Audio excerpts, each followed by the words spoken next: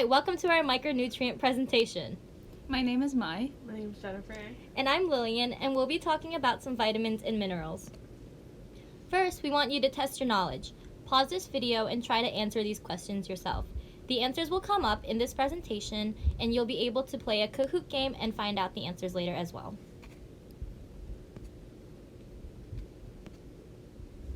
And these are just some extra handouts that you could use to help with your learning as well.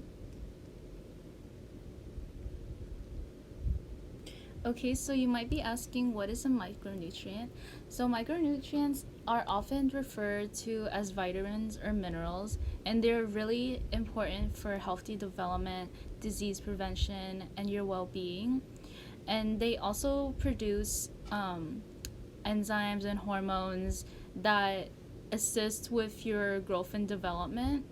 And so micronutrients are not carbs, proteins, or fats, and they actually can't be produced naturally in your body. They need to be consumed via like food or like drinks, and you really only need a small amount of micronutrients in your day-to-day basis. But lack of micronutrients can actually have severe consequences, and we will discuss that in the later slides. So again, there are two forms of micronutrients. There's vitamins and minerals. And then the difference between these, they're both nutrients that the body needs to grow and work properly in our bodies. But vitamins are the organic side, and they come directly from plants and animals. And do note that there are 13 essential vitamins. Vitamins fall into two categories: fat-soluble and water-soluble. There are actually a lot of examples of vitamins, but the ones we're going to talk about today are the water-soluble vitamins A, D, and K, and the fat-soluble vitamin C. The fat-soluble vitamins can dissolve in fat and can be stored in your body, and then the water-soluble ones dissolve in water. And anything that your body doesn't use, it's flushed out via like urine. And then minerals are the inorganic side of micronutrients, and they come from soil and water, and they're absorbed by plants or eaten by animals. And your body actually needs a larger amount of these minerals, and a good example would be calcium, and we'll touch on a bit on that later.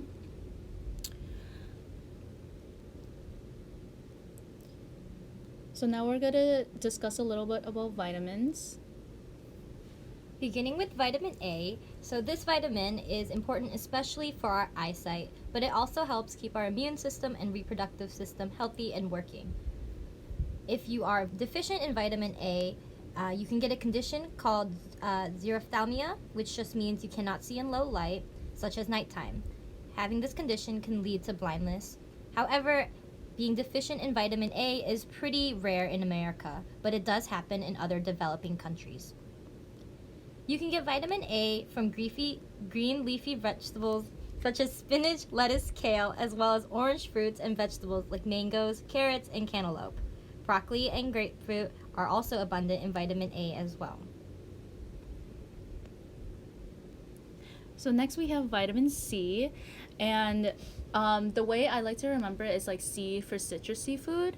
So the functions of vitamin C, one is to help grow and repair tissues. So for example, like if you have any wounds or cuts, vitamin C will help repair those wounds faster and grow your bones and teeth and make them stronger. Vitamin C can also act as an antioxidant, which blocks damage from free radicals. And free radicals, they are substances that your body makes from breaking down food or inhaling tobacco smoke. And free radicals, the buildup can lead to cancers, heart disease, or arthritis. So deficiency in vitamin C, the most severe one would be scurvy, which is basically anemia, like low blood oxygen, exhaustion, random bleeding like in your gums, leg pain, or like slower healing time. And smoking does prevent your body from absorbing vitamin C properly. And some examples of vitamin C besides citrusy food would be like broccoli, bell peppers, strawberries, kale, pineapple, and kiwis. Next is vitamin D. So the function of vitamin D is actually to help the body absorb calcium, which is a mineral that we will talk about later in this presentation.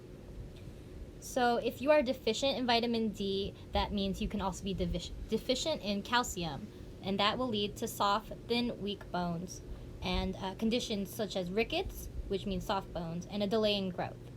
In adults, it increases the risk of osteomalacia, which is weak bones, and can also cause osteoporosis, which is thin bones. So it's really hard to get vitamin D from food sources. There's not many food sources that contain it. A few of the sources are fatty fish, mushroom, eggs, fortified foods, meaning that the nutrients are added later on in the foods that aren't normally there. Mostly you can get vitamin D from sunshine. It's also called sunshine vitamin because just 10 to 15 minutes of sunshine 3 times a week is enough for you to produce the requirement of vitamin D.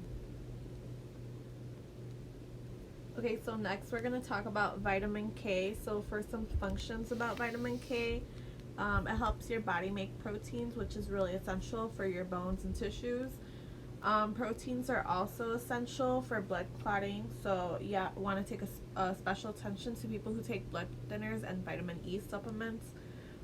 The reason for this is because vitamin K changes how your blood thinners work. So as I said, vitamin K helps your blood clot, but when you're taking blood thinners, the purpose of a blood thinner is to prevent blood clots, so it's they kind of work opposite of each other. So if you're taking too much vitamin K, it's going to influence how your medication works. So having a deficiency is going to lead you to have a bleeding risk. So you'll see bruising with mild trauma, like hitting yourself on the corner of a furniture. And if you could also have internal bleeding, which could lead to black stool. Some sources for vitamin K would be green leafy vegetables such as kale, spinach, green leaf lettuce. Vegetables also include broccoli, Brussels sprouts, cauliflower, and cabbage. And there's also small amounts in fish, meat, eggs, and cereals. Next, we're going to talk about some minerals. Beginning with calcium, this is the first mineral we're going to discuss, and we briefly mentioned it when we were talking about vitamin D. So calcium is really important in keeping your bones and teeth strong. 99% of the calcium in our body is stored in our teeth and bones. When your body is deficient in calcium, it'll take the calcium out from your bones. That's what causes the rickets and the osteomalacia and osteoporosis that was mentioned earlier. You can get calcium from dairy products like milk, yogurt, and cheese, for vegetables, leafy greens like spinach, collard green, kale, lettuce. You can also get calcium from canned fish that have soft bones that you can eat, like sardines and salmon. So next we have iron, and iron is really important for brain development. If you lack in iron, you can have anemia, which can cause you to have cold hands and feet, headache and dizziness. So you have to eat iron-rich foods, which include red meat, spinach, whole grains. So for next, we are going to talk about magnesium. So some functions about magnesium. It helps with your bone health because magnesium helps regulate calcium and vitamin D. It also is beneficial in diabetes, so it lowers the risk of type 2 diabetes because it helps with glucose control and insulin metabolism. Something really important is it helps the heart of muscles, especially with the heart. It decreases the risk of heart failure and also lowers blood pressure. And people who have received magnesium after heart attacks have shown to have a lower risk of death. It also prevents or relieves headaches because that helps restrict blood vessel constriction, which that's really important when you're having a headache. Having deficiency in magnesium can result from drinking too much alcohol, or some medications could have you lower your magnesium levels. Also, if you have GI disorders and diabetes, some signs of magnesium deficiency is loss of appetite, nausea or vomiting, and fatigue. So, some sources for magnesium could be found in the picture on the right. But for some examples, it's almonds, peanut butter, avocado, cooked brown rice, and spinach. So for potassium, this helps regulate fluid balance and muscle contractions and nerve signals. Having a high potassium diet can help reduce your blood pressure as well as water retention, and it can also protect against stroke and prevent osteoporosis and kidney stones. Having deficiency in potassium can happen due to if you're having a lot of vomiting or diarrhea or loss of water, because as I previously stated, potassium helps regulate fluid balance. Some signs of having low potassium could show as extreme fatigue, muscle spasms, weakness or cramping, irregular heartbeat, constipation, nausea, or vomiting. So some sources for potassium could be apricots, bananas, kiwis, oranges, and pineapples, or some meats, whole grain, beans, and nuts, carrots, and potatoes. So here is the mnemonic that we used when making our presentation. This is a helpful way to remember the vitamins and minerals that we taught. So for example, vitamin A, we noticed that we said I can't see because vitamin A is really crucial for your vision.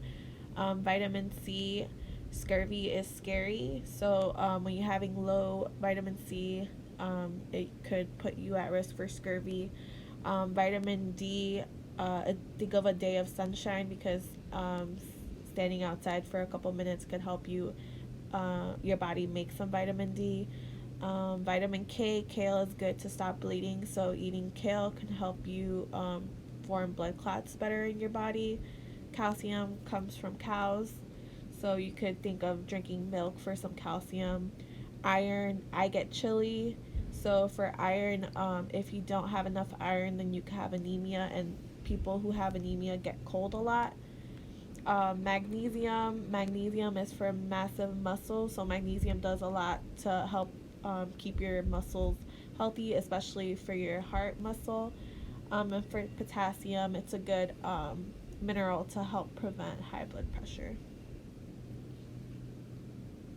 So listed here are some grocery stores where you can purchase food, as well as some food pantries where they distribute food for free if you need it. These are some of the locations that are near Crossroads ATC, mostly a walking distance. And listed below is a website that will help you find the locations of all the food banks in the Chicagoland area. If you go here, you can search by your area and you will find food pantries that are listed by zip code. So if you can't remember anything from this presentation, know that the best way to ensure you receive all your micronutrients is to eat the rainbow. If you eat fruits and veggies of all colors, you can best ensure that you get all your vitamins and minerals. Lastly, we do have a Kahoot that'll be in the link below, and you can click on it and try it out yourself. Along with the same 5 questions that were in the beginning of the presentation, there are 7 more new questions. All the answers can be found in this presentation.